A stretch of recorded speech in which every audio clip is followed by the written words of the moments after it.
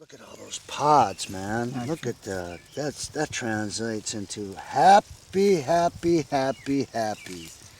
Okay? So, what I was saying about the peas is that not only are we going to get a beautiful harvest, God willing, out of them in about a week or 10 days, but that they're a green manure crop and they have their legume, which gives them the ability to grab nitrogen, which theirs made 70% of, out of the soil and put it directly onto their roots.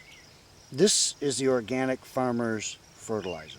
Tell me about the green manure. You had something in here before, right? Alfalfa. And did you harvest it or just turn it under? I turned it under. So it grew. When did you plant the alfalfa? 2 years ago, and I let it stay 2 years because if you let it stay that second year, it really sends down the tap roots. Alfalfa's roots have been known to go down 30 feet in halfway decent soil.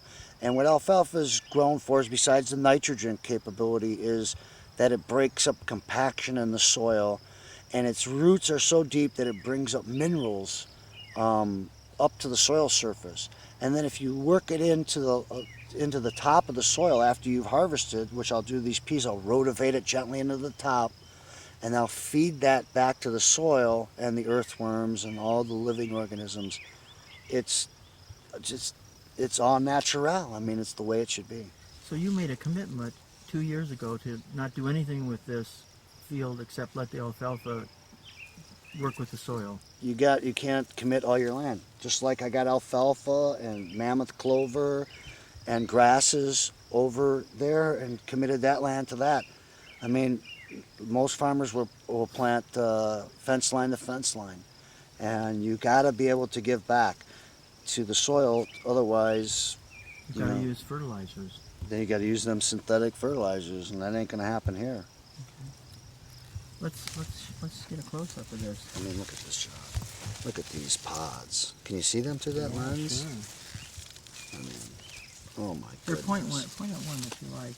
I like these. I mean, these are going to be huge. You can see the little peas in the pod, and they'll swell up, and this thing will swell up, and that's how we'll know they're picked. And it'll swell right up, and we'll just pick them up, and we'll just pop them, and all the peas will be there, and you just go. This looks like it's labor intensive. Oh, there ain't anything on this farm that ain't labor intensive.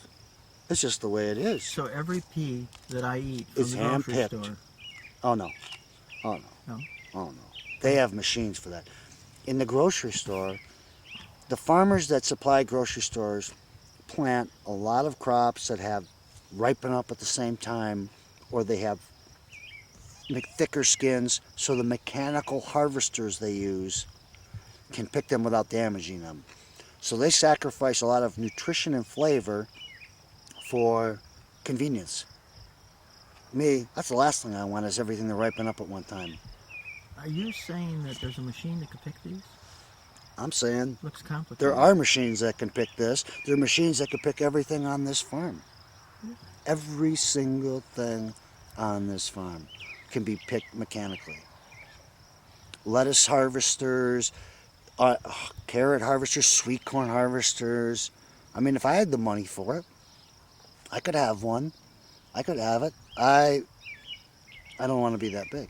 I mean, if my hands got to be in the soil, and I don't get me wrong, I'm not an idiot. I like to have some mechanical means and certain things, but hand picking the crop is something I don't see me ever getting away from.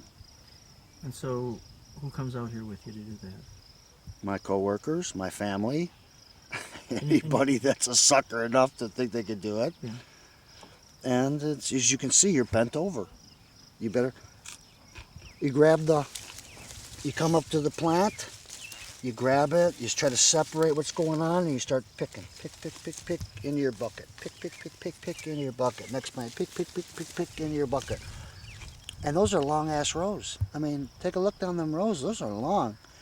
And We're talking about thousands and thousands of plants. yeah, I'm talking these are 1,000-foot rows or 1,100-foot rows. So thousands of plants with thousands of, God willing, you'll never, after what me and Michelle have been through and the kids, you'll never hear us complain about having too much to pick. Yeah. That's not going to be a problem. I feel just blessed that these pre's are looking this good, and I just hope they finish out.